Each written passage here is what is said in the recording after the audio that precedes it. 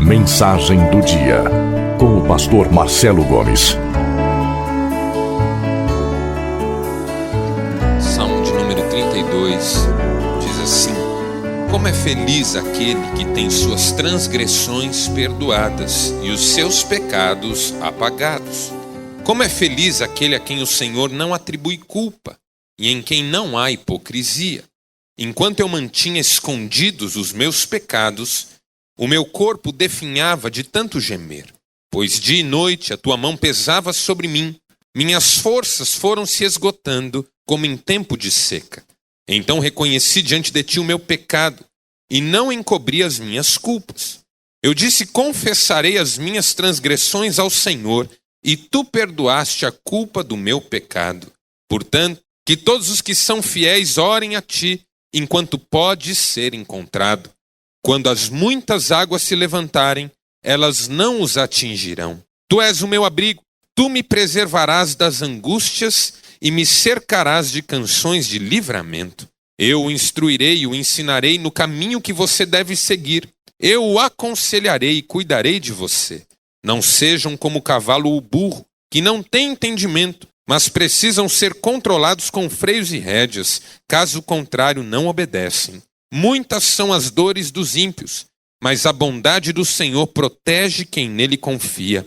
Alegrem-se no Senhor e exultem, vocês que são justos. Cantem de alegria, todos vocês que são retos de coração. Até aqui, louvado seja Deus pela sua palavra, amém? Glória a Deus. Há um assunto que nos diz respeito a todos, é o pecado. Talvez nem todos estejam passando por problemas financeiros hoje aqui. Na verdade, nem todos estão. É muito difícil que todos aqui estejam lidando com alguma enfermidade no contexto da sua casa. Eu acho que nem todos estão. Nem todos aqui estão sofrendo com a ansiedade de uma decisão que precisa ser tomada. Nem todos aqui estão vivendo o drama de uma decisão que precisa ser encarada. Cada um aqui vive uma realidade diferente. Os nossos problemas são diferentes. Há mensagens que até tocam o nosso coração, mas de alguma maneira elas não estão tão ligadas assim ao nosso contexto de vida. Há outras que não só tocam o nosso coração, como nos chamam a uma posição diante de Deus. Por quê? Porque tocam exatamente nas nossas feridas. Mas há um tipo de mensagem que coloca todos nós no mesmo nível, na mesma condição. E no caso da mensagem sobre o pecado, nós estamos todos nas mesmas condições. Todos nós somos pecadores. Todos nós lutamos diariamente contra o pecado e contra as suas manifestações na nossa vida comum. Você é pecador, eu sou pecador. Todos nós aqui temos esse desafio da santidade na presença de Deus e de vencermos a nós mesmos nesse caminho da busca pela santidade. De forma que essa palavra de hoje é igual para todos nós, porque todos nós somos pecadores. Note que o salmista não começa o salmo dizendo: bem-aventurados os que não têm pecado, já que isso não é possível. Bem-aventurados os que não erram. Bem-aventurados os que não cometem deslizes. Bem-aventurados os que não ferem a palavra e não cometem transgressões. Isso não seria possível. Você jamais poderá dizer: eu não tenho pecado. O dia que você disser para mim: pastor, eu não tenho mais pecados, eu direi para você: agora tem. O da mentira. A Bíblia diz: se dissermos que não temos pecado, somos mentirosos e a verdade não está em nós. Aquele irmãozinho que procurou o pastor e disse: pastor, hoje completa 30 anos que eu não peco. Recorde mundial. O pastor disse: você deve estar muito orgulhoso disso. Então o recorde acabou. Não tem mais a menor chance de sustentá-lo. Todos nós somos pecadores. Bem-aventurado não é o que não peca, mas bem-aventurado, na linguagem do salmista e na mente do salmista, é exatamente aquele cujo pecado é perdoado. Eu gosto desses salmos que começam com conclusões. O Salmo 41 é assim. O Salmo 73 é assim. Começam com conclusões. Antes do salmista dizer o que aconteceu, ele já diz que Deus é bom. Ele já diz que vale a pena. Ele já diz quem é uma pessoa feliz na presença do Senhor. Esse salmo começa com uma conclusão. Como é feliz. Antes de eu contar a minha história, eu quero que vocês saibam que na minha maneira de ver, feliz é uma pessoa, não que não tem pecado, porque essa não existe, mas uma pessoa perdoada. Uma pessoa que não sofre o peso da culpa. Porque contra o fato de você ser pecador, você não pode lutar. Mas se há um inimigo contra o qual nós temos que lutar, e que muitas vezes tem ganho algumas batalhas na nossa vida, esse inimigo é a culpa. A culpa é que nos consome. A culpa é que acaba com o nosso coração. A culpa é que nos faz desanimar. O salmista sofreu com a culpa aqui. Olha o que ele diz a partir do versículo 3. Enquanto eu mantinha escondidos os meus pecados, o meu corpo definhava de tanto gemer. Porque a culpa faz isso. Faz com que nós não queiramos conversar sobre as nossas falhas. Faz com que nós não queiramos tratar as nossas feridas. E a gente vai adoecendo por dentro. E a gente vai carregando um peso maior do que a gente consegue suportar. Note como o salmista fala no versículo 2. Como é feliz aquele a quem o Senhor não atribui culpa. Porque quem tem culpa tem os ossos envelhecidos. Quem tem culpa carrega pesos. Quem tem culpa fica doente. De dia e de noite a tua mão pesava sobre mim.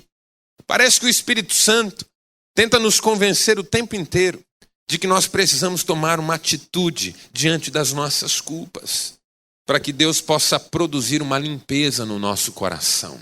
A culpa tem destruído várias pessoas, inclusive pessoas que um dia já entregaram as suas vidas para Cristo. Essa semana eu li um livro do Paul Tournier, chamado Culpa e Graça. Você já leu esse livro? Eu quero indicar esse livro para você, da editora ABU. Paul Tournier é um psiquiatra suíço, cristão, maravilhoso. Seus livros são excelentes, todos eles. E esse livro, Culpa e Graça, é uma bênção. Nesse livro, Paul Tournier faz uma distinção entre dois tipos de culpa. A culpa falsa e a culpa verdadeira. A culpa falsa é aquela culpa de quem considera que o que fez ou o que é atrapalhou, prejudicou no projeto pessoal de ser amado pelos outros e valorizado pelos outros. Essa é a culpa falsa. É aquela culpa que faz com que você se martirize por ter feito alguma coisa que de alguma maneira atrapalha naquele seu projeto de que os outros gostem de você, valorizem a sua vida, amem você. Essa é a culpa falsa, porque no fundo ela não tem consciência de erro, ela tem consciência de ineficácia. Ela não está doendo porque eu errei, mas porque eu atrasei no meu projeto de ser reconhecido pelas pessoas. A culpa verdadeira, diz Paul Tournier, é diferente. Ela não está relacionada aos outros, mas ela está relacionada à vontade de Deus. Na culpa verdadeira, o meu sentimento é de ter errado contra Deus. É de ter pecado contra Deus. Ricardo Gondim diz num livro chamado Artesãos de uma Nova História que pecado é um punho cerrado na direção de Deus. De modo que quem peca, peca contra Deus. E a culpa é uma culpa de ter pecado contra Deus. Agora, quando você tem culpa de ter errado contra Deus, essa culpa tem remédio. É o perdão. Quando você tem culpa por achar que as pessoas não estão mais valorizando você, aí esse trabalho é mais complicado.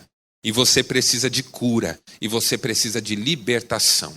Toda culpa precisa ir embora. A verdadeira, porque Deus é perdoador. Amém, irmãos? A Bíblia diz que se o Senhor observasse as iniquidades, ninguém subsistiria. Mas com Ele há o perdão. A palavra de Deus diz, se confessarmos os nossos pecados, Ele é fiel e justo para nos perdoar os pecados e nos purificar de toda injustiça. A culpa verdadeira tem que ir embora. E a culpa falsa, mais ainda, tem que ir embora. Porque nós não estamos comprometidos com o que as pessoas pensam de nós. Mas nós estamos comprometidos com a vontade do nosso Deus. Amém? E esse era o projeto na vida do salmista. Ele precisava livrar-se da sua culpa. Bem-aventurado aquele a quem o Senhor não atribui culpa. Algumas lições que nós aprendemos nesse salmo e eu gostaria de compartilhar com você. Primeiro, que a vitória sobre a culpa começa com uma confissão. O salmista diz, enquanto eu calei o meu pecado, os meus ossos envelheciam.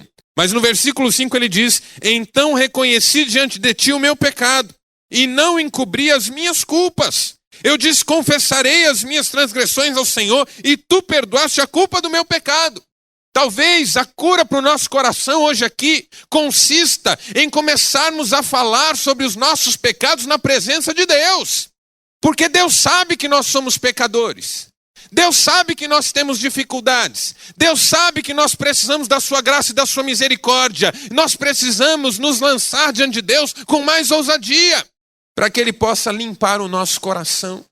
Eu confesso que para mim não é fácil confessar o meu pecado diante de Deus. E eu tenho pecados. Não é fácil para o pastor falar para a igreja que ele tem pecados. A igreja não gosta de saber isso.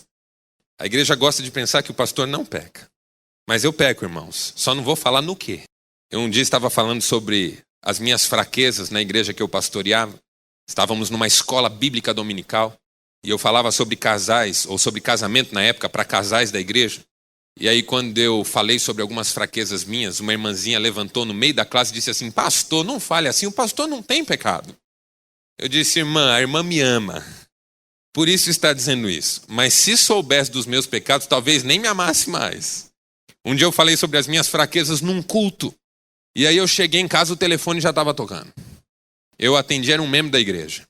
Pastor, se o pastor peca, aí que a gente pode pecar mesmo. Falei, irmão, você não pisa mais na minha igreja, hein? Que absurdo! Naquele dia eu falei com ele com amor, mas eu disse, irmão, você não pode pecar, não é porque o seu pastor não peca. Mas você não deve pecar porque você ama Cristo. E Cristo é maravilhoso.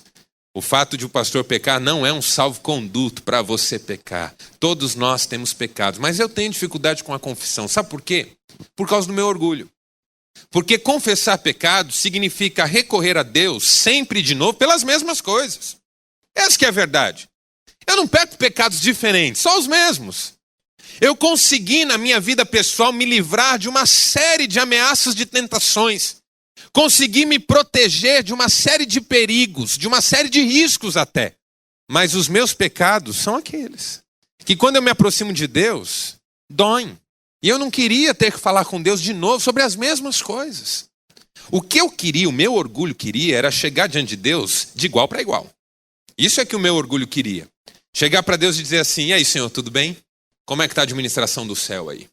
Está tudo em ordem? Porque aqui na terra eu estou dando conta do recado. O Senhor aí, eu aqui, essa parceria nossa sensacional. Conta comigo, hein, Senhor? O Senhor sabe que aqui o Senhor pode confiar. Isso que o meu orgulho gostaria. Mas não é essa a verdade sobre mim. Então toda vez que eu aproximo o meu coração de Deus, eu tenho que reconhecer as minhas fraquezas, as minhas limitações, falar sobre isso. A gente não gosta de falar sobre feridas. Há alguns anos eu atendi uma pessoa que me procurou para falar muito mal do seu esposo. Era uma mulher que estava indignada no seu casamento. Pastor, meu esposo é isso, meu esposo é aquilo. E por 30 minutos desceu o sarrafo no esposo.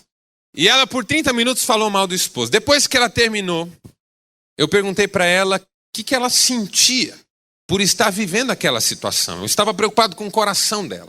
Ela disse, pastor, eu me arrependo de ter casado com esse homem. E aí eu perguntei para ela do que mais ela se arrependia na vida. E ela começou a falar de vários arrependimentos. E eu comecei a perceber que eu estava ali diante de uma pessoa que fazia muitas idealizações da vida. Quando você idealiza muito, ninguém é bom o suficiente, viu, meu irmão? Nem você.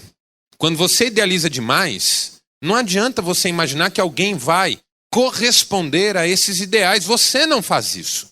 Como aquela mulher que procurou um pastor conhecido e disse assim, pastor, eu já sou convertida, mas eu não vou à igreja. Por quê, minha irmã? Porque eu ainda não encontrei uma igreja perfeita. Aí o pastor disse assim, então, minha irmã, quando você encontrar, não entre porque você vai estragar. Isso é idealização. Você imagina que é merecedor de um tipo de vida que, primeiro, não existe. E que, segundo, você não é merecedor dela.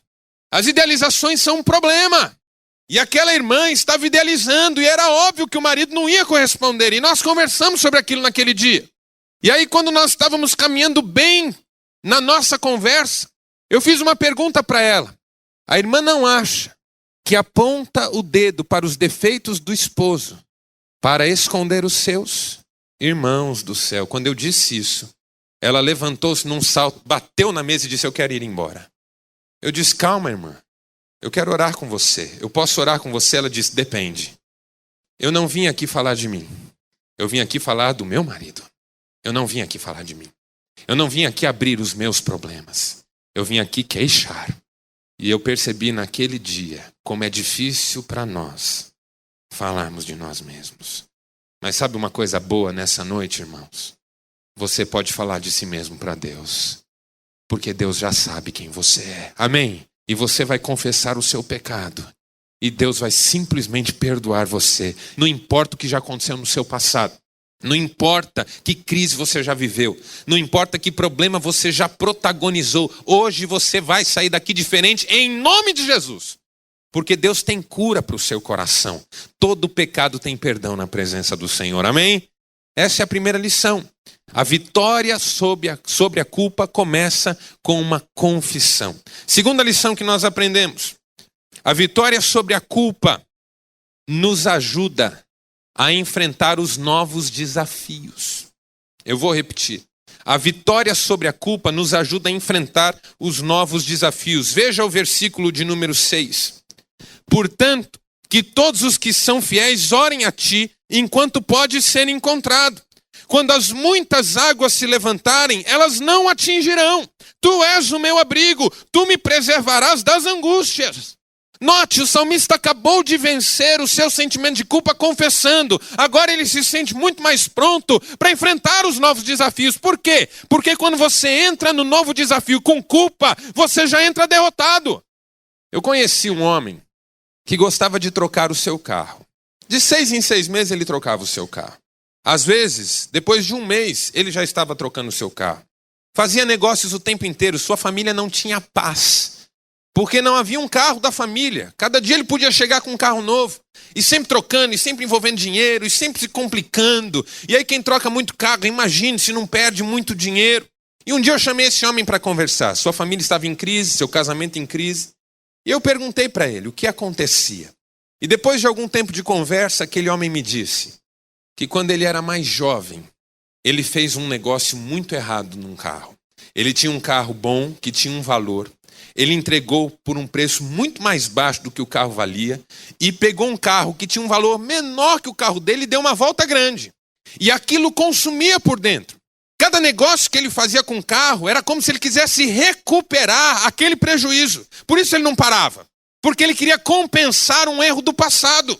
E aí, conversando com ele sobre por que isso era tão pesado para o coração dele, ele me falou sobre um pai que o fez crescer, ouvindo repetidas vezes que ele não fazia nada direito. Aquele homem, já de 40 e tantos anos, cresceu ouvindo seu pai dizer: você não faz nada direito, você nunca vai fazer nada direito. Quando ele fez um negócio errado no carro, era como se a voz do pai ficasse repetindo no seu ouvido: tá vendo? Você nunca vai fazer nada direito. E aí ele nunca fazia nada direito. Porque todo negócio novo que ele fazia era para cobrir um negócio anterior. E quando você entra numa luta tentando resolver uma que você já perdeu, você já entra derrotado, irmão. Não é uma nova luta, é uma luta velha. Que você está lutando com as armas erradas, no tempo errado, do jeito errado. Isso se chama melancolia.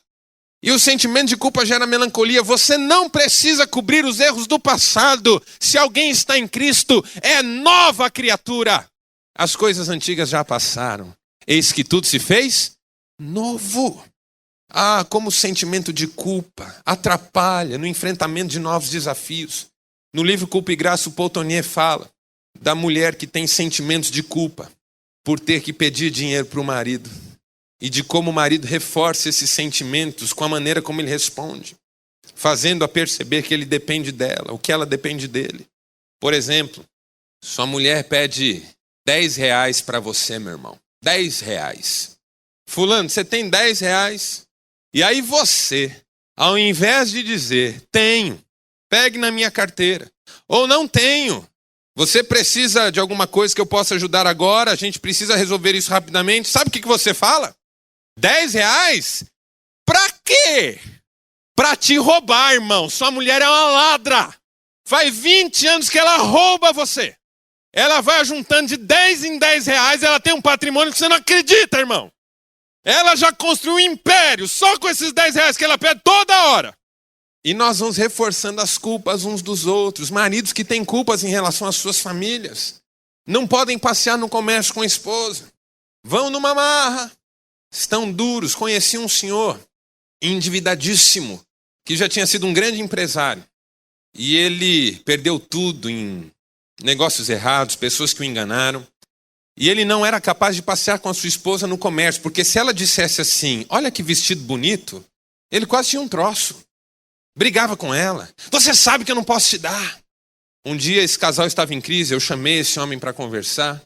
E eu perguntei para ele, por que os comentários da sua esposa doíam tanto? Por que era tão difícil para ele ouvir que a sua esposa gostou de um Valita Juice, de um Grill Aroma Família?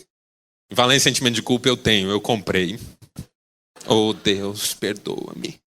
Aí aquele senhor me respondeu o seguinte, pastor, em casa de enforcado não se fala em corda. Olha só a dor desse homem. Seu filho não podia admirar um tênis, sua esposa não podia admirar um vestido, ele tinha muitos sentimentos de culpa. Quando você tem sentimentos de culpa, você já entra derrotado na batalha. Mas quando Deus lava o seu coração, as águas virão, mas você não se afogará nelas. Quando as tribulações chegarem, você as enfrentará, porque Deus está do seu lado. O seu passado não é um programa de fracasso. O seu passado é só a sua história. Há dois tipos de pessoas. As que consideram o seu passado como caminho e as que consideram o seu passado como carga.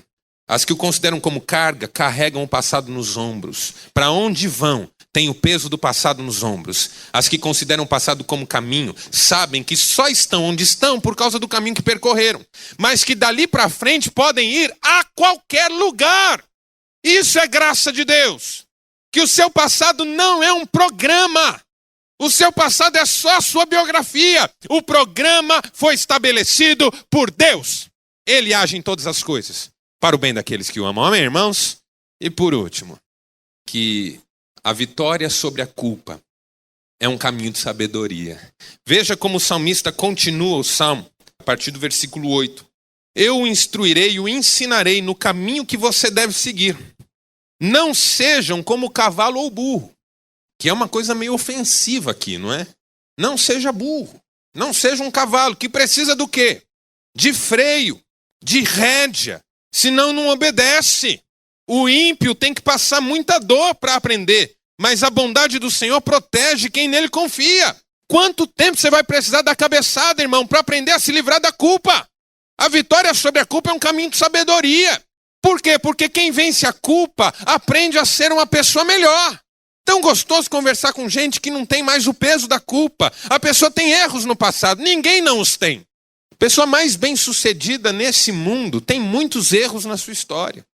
Charles Spurgeon, num livrinho chamado Tudo pela Graça, diz que a maior parte das pessoas deve o sucesso das suas vidas ao número de obstáculos que tiveram que superar. Ninguém chega em lugar nenhum sem muitos tombos. Ninguém aprende a andar de bicicleta sem cair primeiro. Ninguém vira homem na vida sem passar pelos dramas de criança. Mas são esses dramas que nos conferem sabedoria. É errando que a gente aprende. Diz que o pequeno gafanhoto procurou o mestre gafanhoto e perguntou assim: mestre, qual é o segredo do sucesso? E o mestre gafanhoto disse assim: o segredo do sucesso é tomar decisões corretas. Aí o gafanhoto ficou pensando, ok, o segredo do sucesso é tomar decisões corretas. Mas qual é o segredo para tomar decisões corretas? Aí o mestre gafanhoto disse assim, bom, o segredo para tomar decisões corretas é sabedoria. Aí o pequeno gafanhoto ficou em crise, porque, mestre, eu não quero irritar, mas qual é o segredo da sabedoria? Aí o mestre gafanhoto disse assim, o segredo da sabedoria é experiência. Aí o sujeito queria morrer, né? Mas, mestre, qual que é o segredo da experiência? O mestre pensou e respondeu, sabe o quê? Tomar decisões erradas. Esse é o segredo. O segredo do sucesso é tomar decisões certas. Mas o segredo de tomar decisões certas é já ter tomado decisões erradas. Não tem ninguém aqui com uma biografia limpa, sem erros. Ninguém. Mas a diferença entre uns e outros é que uns aprendem com seus erros, outros lamentam os seus erros.